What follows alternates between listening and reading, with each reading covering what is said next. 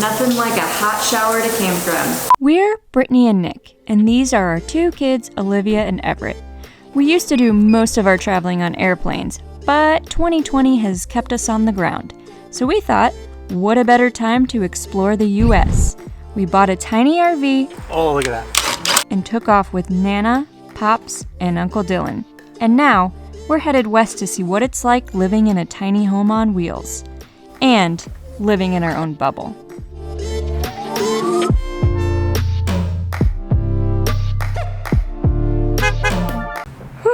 That shower felt nice. I feel like super scuzzy after all of our long driving. It's amazing how much that revitalizes you when you get a nice hot shower. Right. Well, welcome back, family travelers. We're so happy you're here. Today, we're at a Mountain View RV resort in, Heber City, Utah. Just outside of Salt Lake City and close to Park City. Yeah. There, that's where we're at. And it calls itself a luxury RV place. So we've been kind of looking forward to seeing what makes a campground luxury. Mm-hmm. And thus far I can tell it's short grass, lawnmowers, private showers, and a few other amenities here and there. But we're going to take you through those and find out, is it worth spending the extra money? We got in pretty late last night, so you're going to see it at the same time we see it. Oops, I got something in my eye. All right, let's go. Okay, let's talk about the types of sites that you can get here. We got a back-in site, and they also have pull-through sites.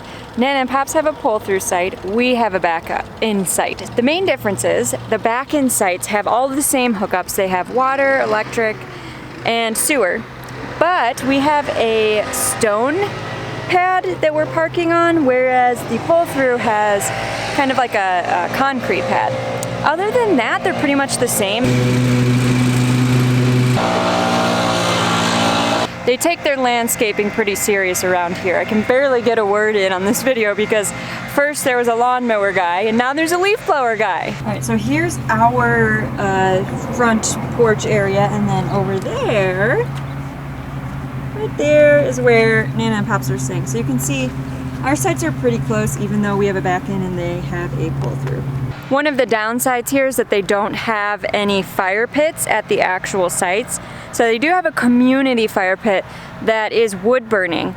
But if you want to have your own fire right by your camper, you unfortunately can't do that. They don't have propane, they don't have wood burning, they got nada. Boo. Take a little stroll, shall we? Where should we go first? Well, let's go check out the hot tub.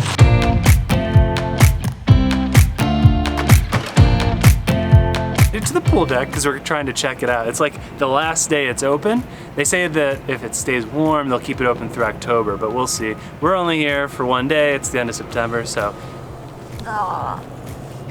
Ooh, that's nice. I want to go in this hot tub because when we were in Wyoming on our way to, no, it was when we were in Colorado on our way to the Grand Teton area, we stopped at a hot springs and I didn't go in, and ever since I've been craving hot tub water. So, if I can't get hot springs, hot tub is the next best thing. I didn't get to go in the hot springs, but this is nice. This is where you sit down and swim. Yeah, and do you need to relax after a long week of national parks? Mm-hmm. Yeah.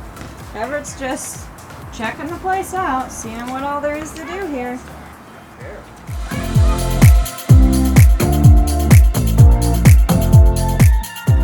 One thing to keep in mind when booking a site like this is that they cram you in. It's not like a state park where it's at all private. So you're right next to other people's sewage drains and plugs and water, which is kind of annoying. Not a big fan, to be honest, so I don't know. So one of the cool things about staying at a luxury RV resort is that you get private shower rooms. So when we were at the KOA, it was just kind of like this big community area with private shower stalls, but it was in one big room, so I don't know. It seems kind of princessy to say that when you're camping, but if you're traveling for long periods of time, it is kind of nice to have your own clean private shower room, and that's what you get here.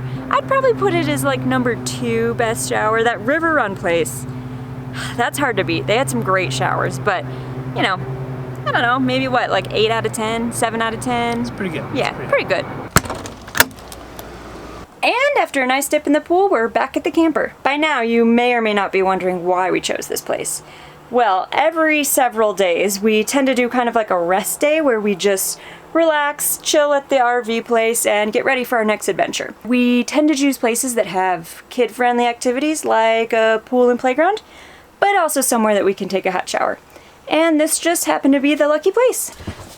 So as you can tell, Nick is working away over here. He's got his coffee, his spicy barbecue chips. These are fantastic, by the way. We love staying at state parks. We even did a little boondocking, and you get some amazing views. It's definitely worth it to try those out, at least from our perspective. However, we are on a month-long trip, and we are also working remote. We got to work. Yes. So we need Wi-Fi, or at the very least, good cell reception so we can use a hotspot. Nick, you've been using it, so I'm gonna let you tell them if it's been dependable. Haven't been using it because it's not dependable. They have like the standard free Wi-Fi, and then if you want to like stream Netflix or in our case work, you have to pay more for like a more advanced, like faster speed internet. Oh, it's terrible. The free one is like you might be able to connect to Facebook, maybe. And then it's like $6 or $7 a day for upgraded. Apparently that is not one of the things that you can get with this kind of experience. Also, I realize these are really nitpicky things we're talking about, and we don't want to come across like our expectations are super high. We realize we're camping, we realize we're going to places that are a touch remote, but in the interest of giving you all the facts in this video, thought we'd mention it. Looks like there's a dog park too. I haven't seen that, but it's on the map. I guess the other thing you get with this is 94 channels. We didn't bring along a cable, so having all those channels isn't really relevant to us, but we have been able to basically watch anything we want at night just by hooking up to Wi-Fi or our hotspot on our phone. Y'all, this is what it looks like when you let your camper get messy. This is embarrassing. The good thing about staying at places for short amounts of time is that it forces you to clean everything up before you have to tow your camper again. So we at least keep this place like spick and span every like, I don't know, 4 days or so. And it forces us to stay organized, which is a very good thing because as you can tell, it gets very cluttery very fast. Apparently that's where our bread products are being stored, which, you know, usually we store them in the microwave, so. We've been doing basically all of our cooking in the Instant Pot while we're here, so tonight we're making barbecue chicken sandwiches. But for that we need chicken broth and barbecue sauce. Pretty simple. And while I'm cooking dinner, I'm wrangling the children.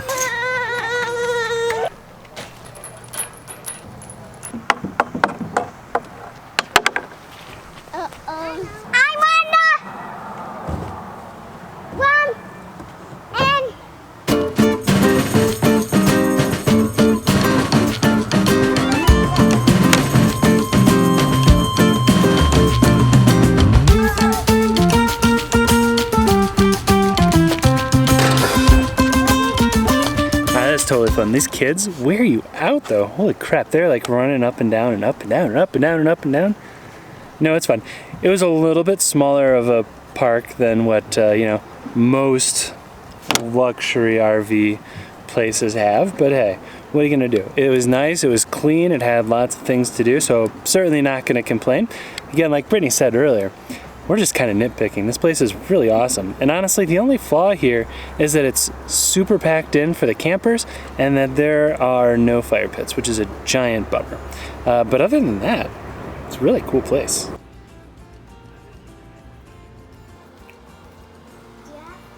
dinner is served, Everett. How is it? I'll take that as a thumbs up.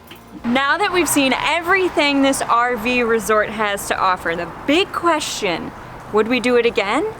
Was it worth the cost? Let's talk a little bit about that cost. So we paid about $60 a night to stay here.